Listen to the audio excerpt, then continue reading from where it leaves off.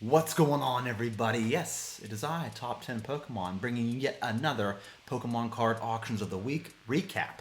Now this week, folks, not going to be quite as insane as last week. Now, if you didn't check out last week's auction recap, I encourage that you go do so because it was truly nuts just how many super high-end things were up for sale. But this week, of course, a ton of variety. We're going to review a few more of the graded cards from the newest set, Lost Origins.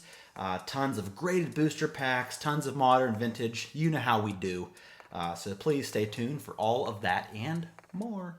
Folks, I am really trying to get to 20,000 subs. So if you're not already, please consider being a subscriber. Only 40%, roughly 40% of my viewers are actually subscribed to the channel, which is nuts. So please hit that subscribe button, give the video a like, and please use the eBay affiliate link to support the channel. I appreciate it. All right, let's jump right into another auction recap, starting with some Lost Origin graded cards.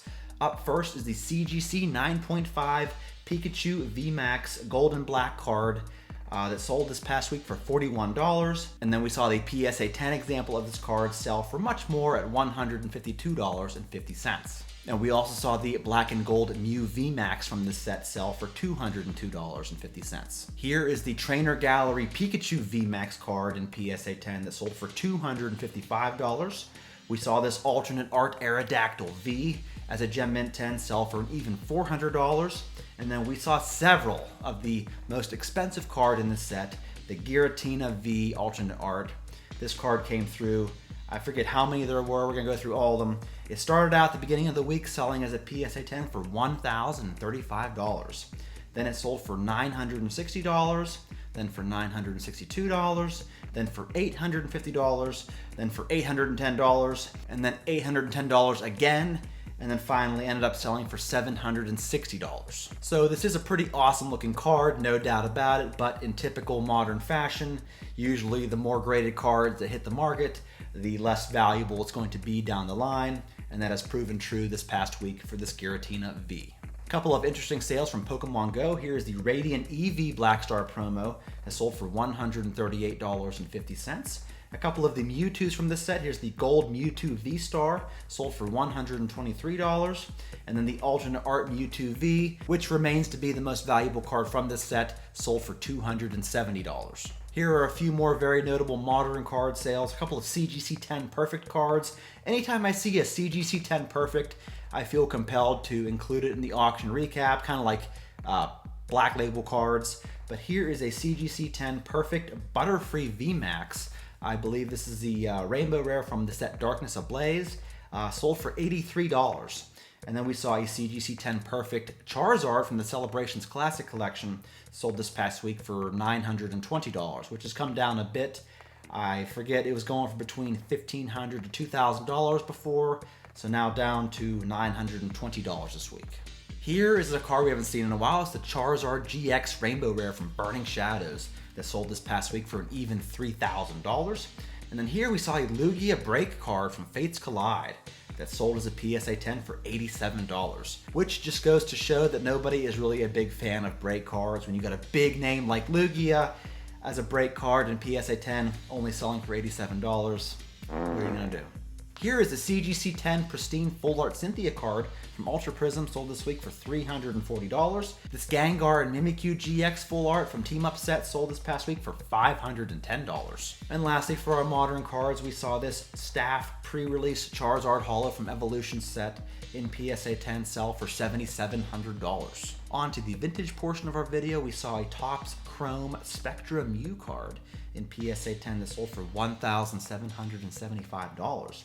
And then we saw several cards from first edition base, starting with this Charmander that in PSA 10 sold for an even $1,000, and then the Squirtle here sold for an even $900. No Bulbasaur that I saw, but we did see a first edition Ivysaur as a Gem Mint 10 sell for $910. And then a first edition Red Cheeks Pikachu sold this week for $5,200 big ones. A couple of jungle cards came through. Here's a first edition Holo Clefable that sold for $1,907.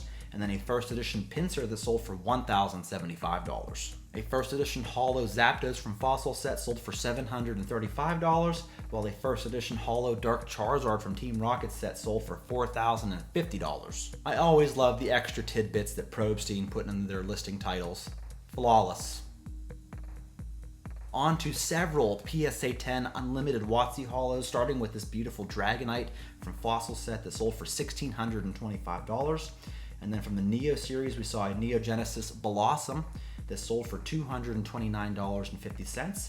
This Magnemite, it's poor Magnemite, from Neo Discovery. This is actually a holographic card, sold for $141.50.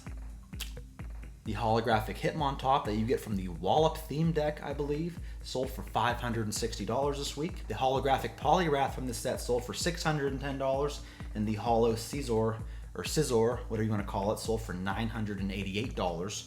And then this beautiful holographic Espeon, the Espeon rookie card from Neo Discovery, sold for $1,151. Two cards from Neo Destiny, this Dark Gengar Unlimited Holo, sold for $546. And then here's a first edition PSA 10 Shining Charizard that sold for $10,937 US. On to a numerous amount of beautiful E-Series cards, starting with this Skyridge holographic Raichu that sold for $450, and then the much more preferred Raichu from Expedition set sold for $910. From Aquapolis set, we saw a Togetic sell for $676, a Suicune holo sold for $1,110, and then this beautiful Tyranitar holo sold for $1,826. And then we saw a PSA 10 Starmie sell for $613. Several of the old school EX cards came by. Here is a Dragonite EX that sold for $1,315. Rocket's Moltres EX sold for $898. And then a Rocket's Zapdos EX sold for $1,250. Here's an Articuno EX from Fire Red Leaf Green that sold for an even $600, while the Moltres sold for $478. Here's a Latios EX from EX Dragon Frontiers that sold for $710. We saw this Ho-Oh EX from Unseen Forces sell for $1,269. And then here is a Japanese Celebi EX 5,000 point promo card that sold as a PSA 10 for $796. From Black and White Legendary Treasures, here is a Charizard holo that sold for $706. From Stormfront set, here is a secret rare Charmeleon holo that sold for $650. This is like a reimagining or an updated version of the base set artwork. It's pretty cool. And then I saw this. This is a CGC 10 Perfect Teddy Ursa from Neo Discovery set that sold for $132.40. It's a very odd card to come through as a vintage first edition WOTC CGC 10, but I don't know.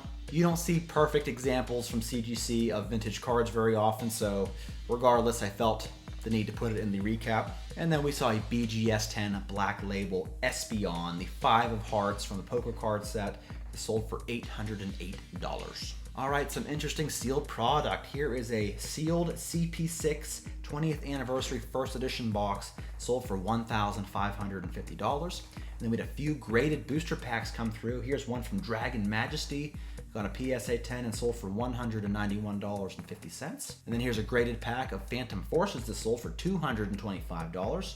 And here's a graded pack of Shining Legends with the Rayquaza artwork on it, sold for $177.50. And then a couple of big hitting first edition base set booster packs that were graded.